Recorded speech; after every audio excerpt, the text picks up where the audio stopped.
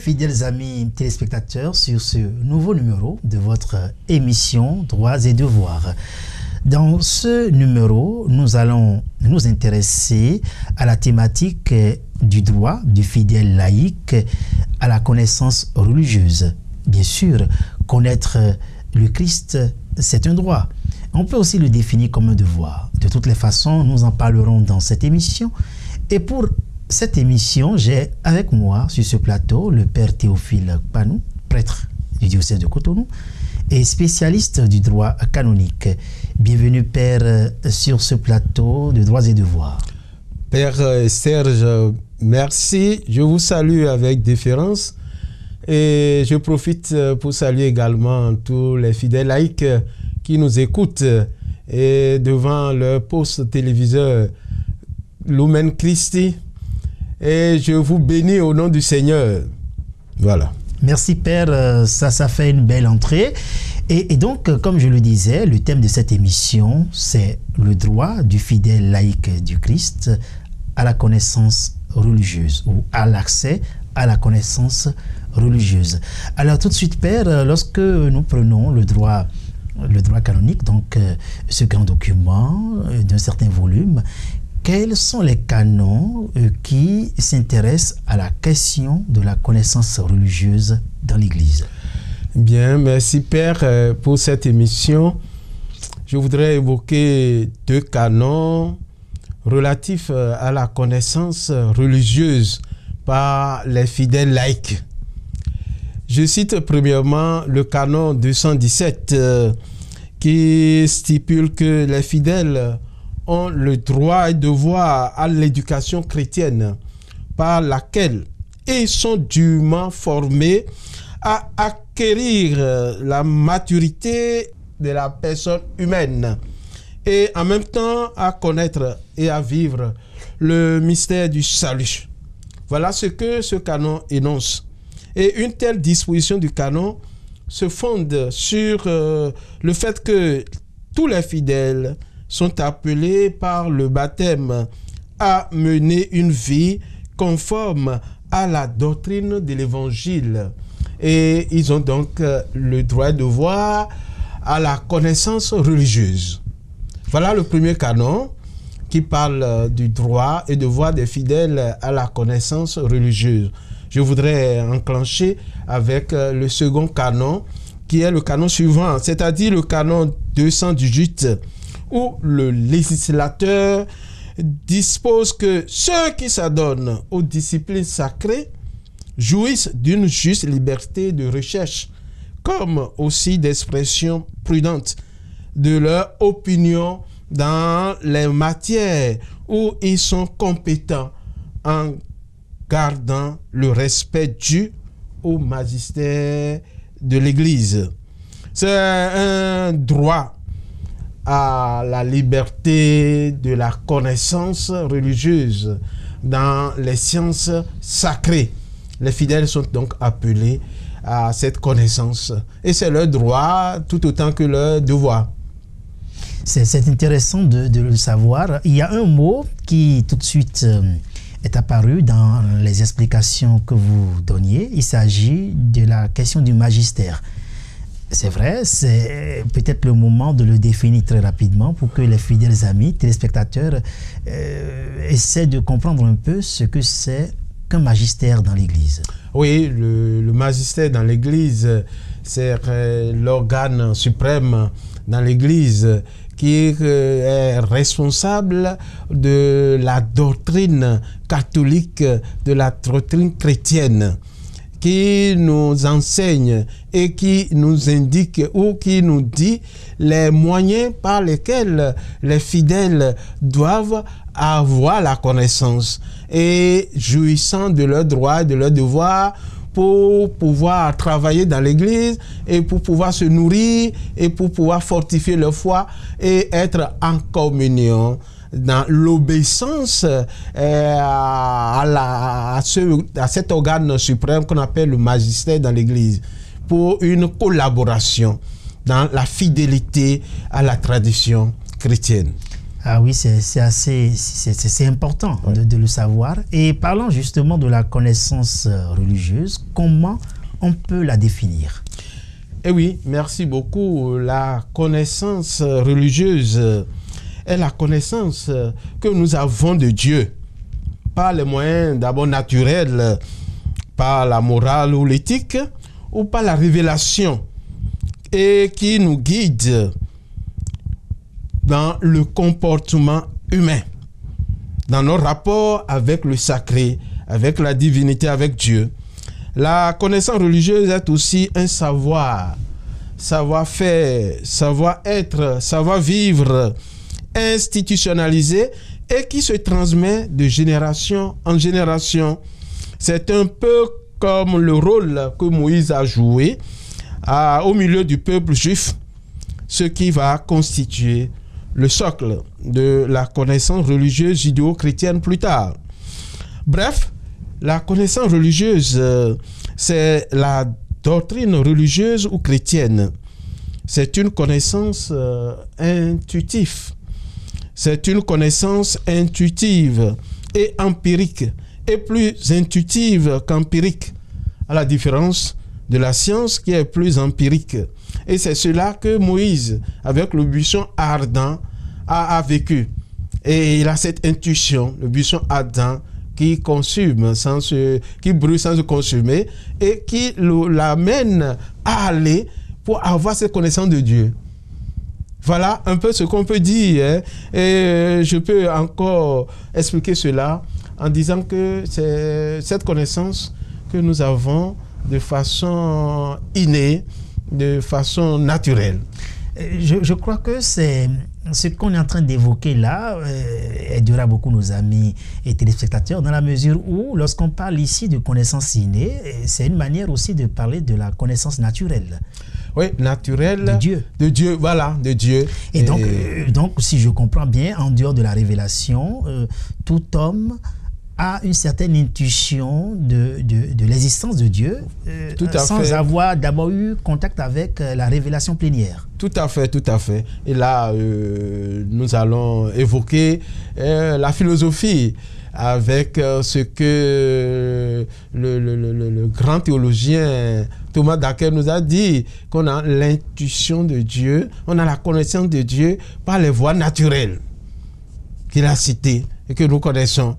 Et donc l'homme, de par sa nature, est déjà amené ou guidé pour avoir cette existence de Dieu, pour savoir que Dieu est dans la nature, qui a ordonné et qui nous conduit, et qui nous appelle à le connaître et à l'aimer et à avoir une référence ou bien une vénération à cet être suprême qui est le Créateur. Ce disant, Père, avant d'aborder un autre élément, est-ce que cette définition de la connaissance religieuse, de la connaissance naturelle, est-ce qu'elle n'a pas un lien un peu avec ce que Saint Justin disait à propos des semences du Verbe enfouies dans les cultures des peuples? Tout à fait. Tout à fait. Et c'est pourquoi on dit que toute culture est déjà un terrain pour recevoir la favorable, c'est-à-dire un terrain favorable à la révélation.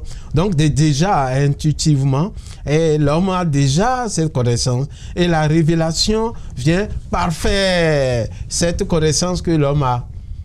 Apporter une précision, la lumière définitive. La lumière définitive, oui, voilà. Et donc le Verbe de Dieu qui s'est incarné est donc la révélation totale, définitive et plénière de la connaissance de Dieu.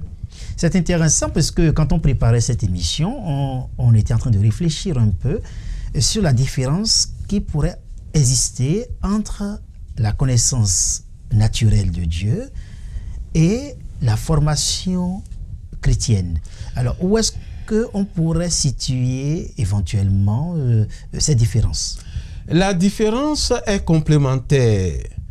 Et parce que la connaissance religieuse nous conduit à approfondir et à être consolidés. Et c'est justement la formation chrétienne qui devient le lieu de la consolidation de la connaissance religieuse. C'est aller à la découverte de l'enseignement et des trésors spirituels de l'Église catholique.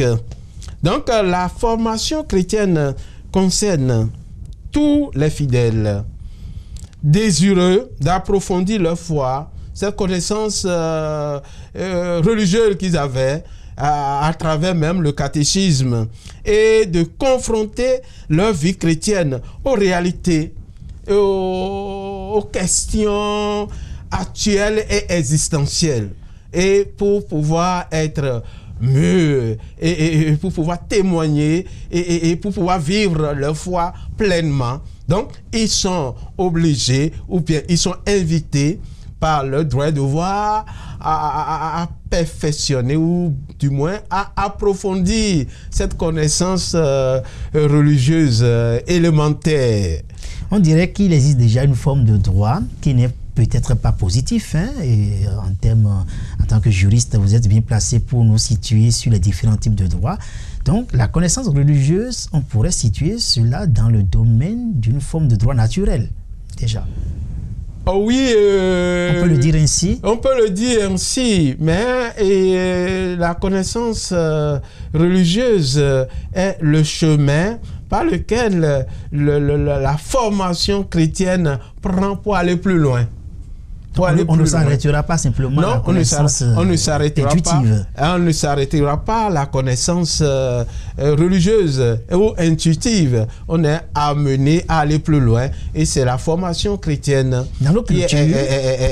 qui le donne. Je ne vous arrête pas, Père. Dans nos cultures, on dit que nos aïeux, nos ancêtres ont sans doute déjà cette forme d'intuition de Dieu. D'ailleurs, le catéchisme de l'Église catholique le rappelle, le désir de Dieu est inscrit dans le cœur de tout homme.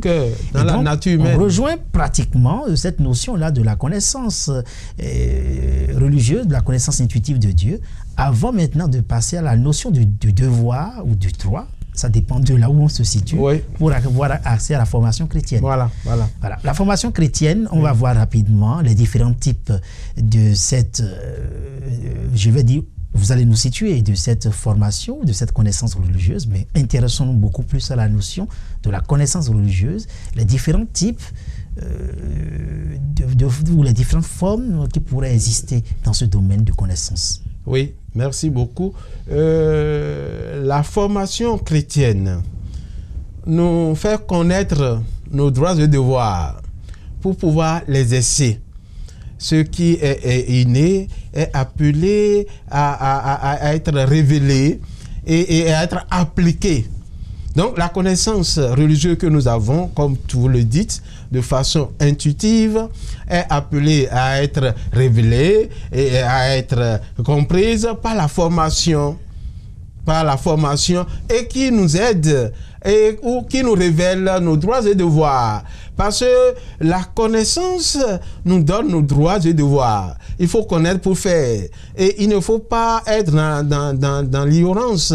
Et comme la loi le dit, lui n'est censé ignorer la loi. Lui n'est censé être ignorant. Lui, tout le monde est appelé à la connaissance, à la compréhension et à la lumière pour pouvoir être homme et pour pouvoir vivre sa vie en tant que catholique, en tant que chrétien, en tant que laïque, dans la société et dans l'Église, en faisant son droit et en accomplissant son devoir pour l'évangélisation. Et cela nous vient aussi de l'Évangile. Et je voudrais citer quelques passages dans l'Évangile de Jean 6, verset 45. Jésus dit, mais Dieu même va les instruire.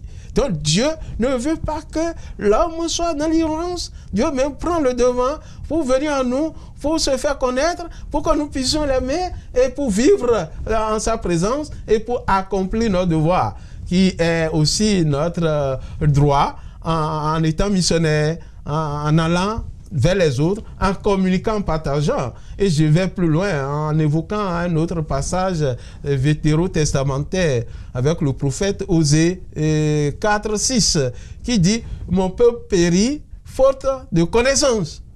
Donc, le peuple doit avoir accès à la connaissance. C'est un devoir. C'est non seulement un devoir, c'est aussi un droit. pour avoir cette connaissance, pour se former et pour avoir l'information, pour ne pas être au rang des ignorants. Nous sommes dans un monde planétaire où les informations, les connaissances se donnent à la fraction de secondes. Et nous sommes emballés, qu'on soit chrétien, qu'on soit laïque, qu'on soit autre, à cette connaissance de nous-mêmes et du monde, et de cette plus encore de la connaissance de notre foi. Pour pouvoir être témoin, on ne peut pas être témoin sans cette connaissance, on ne peut pas être témoin sans avoir fait cette expérience avec le ressuscité, avec le Christ. Et c'est la formation chrétienne qui nous donne cela. Et la formation chrétienne embrasse tous les domaines de l'Église, de l'homme et de l'humanité. Et le chrétien dans le monde est appelé même à saisir l'essence de ce monde pour pouvoir apporter la lumière, d'où la connaissance, même profane d'abord, à laquelle s'ajoute la connaissance chrétienne ou la connaissance théologique. Et donc, en parlant de ces connaissances que nous devons avoir, de cette formation chrétienne qui est pluridimensionnelle, je vais citer quelques domaines. Et c'est surtout ce qu'on appelle en théologie les sciences sacrées. Les sciences sacrées auxquelles les fidèles laïcs ont droit. Et c'est leur droit et devoir. Ils doivent l'exiger, ils doivent avoir. Le code même demande que les laïcs se forment et que les laïcs aillent et s'instruisent pour pouvoir être témoins, pour connaître et pour servir. Pour ce serviteur, c'est celui qui connaît. Et c'est celui qui peut servir, qui n'a pas les moyens, il ne peut pas servir. S'il n'a pas la connaissance, et quand on ne donne que ce qu'on a, on ne dit que ce qu'on sait. On n'enseigne que ce qu'on a reçu. Exactement. Et donc, toute la formation chrétienne, dans tous les domaines, pour être un bon serviteur. Et les laïcs, qui sont nombreux et dans l'Église et dans le monde, sont appelés à cette connaissance et mieux à cette formation chrétienne. Donc, je parlais des sciences sacrées qui regroupent ou qui renferment la théologie.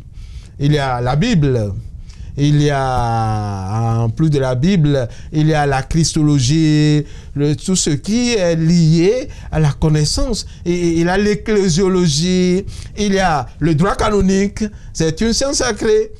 Et les fidèles sont appelés à cette connaissance, à s'instruire. Il y a les écoles où aujourd'hui, on a la possibilité d'aller s'inscrire pour avoir cette connaissance. Je ne vais pas aller plus loin, je vais rester au niveau de notre pays, au niveau du diocèse de Cotonou, où il y a cette possibilité, cette facilité pour nous d'avoir ces connaissances. Je vais partir de la connaissance religieuse primaire, en plus de ce que nous avons au catéchisme, le catéchisme paroissial, le catéchisme familial, il a le catéchisme diocésain ou il a le centre catéchétique de Ouidah qui s'occupe pour nous donner ces connaissances, pour nous aider à aller de l'avant, surtout les néophytes, les baptisés, les catéchistes qui sont appelés à s'instruire, à aller à cette école pour pouvoir être plus compétitifs et là, nous sommes déjà dans le domaine de la formation. Oui, nous sommes déjà dans le domaine de la formation. Je suis en train d'appliquer, j'avais déjà énuméré. Donc, en plus de ce catéchisme primaire, il y a aujourd'hui à Cotonou une école qu'on appelle école d'initiation théologique et pastorale pour aider les fidèles à avoir encore une connaissance approfondie, une formation chrétienne. Et je salue, voilà, les initiateurs de cette école. Et puis, quand on parle de la formation, nous pouvons aussi invoquer les masses médias. Aujourd'hui, nous avons la joie de suivre ou d'être formés à travers la télévision, Lumen Christi. Nous avons aussi cette possibilité d'informer et d'être informés à travers la radio Immaculée Conception d'Alada. Et surtout à notre fidèle qui maîtrise bien, qui aime la langue fongbe, avec l'émission du Père Barnabé Bokovo. Donc nous payons Barnabé beaucoup de métiers mais nous c'est fongé bon l'auto beaucoup Barnabé radio. Donc c'était une chance pour nous aujourd'hui parce que nous sommes appelés à la connaissance. Et nous irons plus loin pour ceux qui ont la possibilité d'aller plus loin. Ils peuvent s'inscrire dans les écoles théologiques, dans les écoles bibliques et dans les écoles pastorales et liturgiques. Les prêtres se font former. Moi, j'ai été formé avec les laïcs dans l'Institut catholique de Paris, où j'ai même un papa qui avait 72 ans, qui était à côté de moi et qui s'intéressait à la question. À la question. Et qui on peut se former à n'importe quel âge. À tout âge. Donc, c'est pourquoi le chrétien ne peut pas se contenter seulement de ce qu'il a appris au catéchisme et c'est fini. Non, point barre. Non, au contraire. C'est pourquoi on institue chaque année ce qu'on appelle les recollections, les retraites ou les journées de formation, ainsi de suite. Et les fidèles laïcs doivent s'intéresser à ces lieux de culture, de formation. Puisque cela fait partie de leurs droits. De leurs droits et de leurs devoirs. Et ils doivent le savoir dès aujourd'hui, en suivant cette émission. Et je veux que nos frères et sœurs laïcs nous aident. Parce que c'est une collaboration. Et ils doivent partager cette connaissance. Il faut avoir pour donner.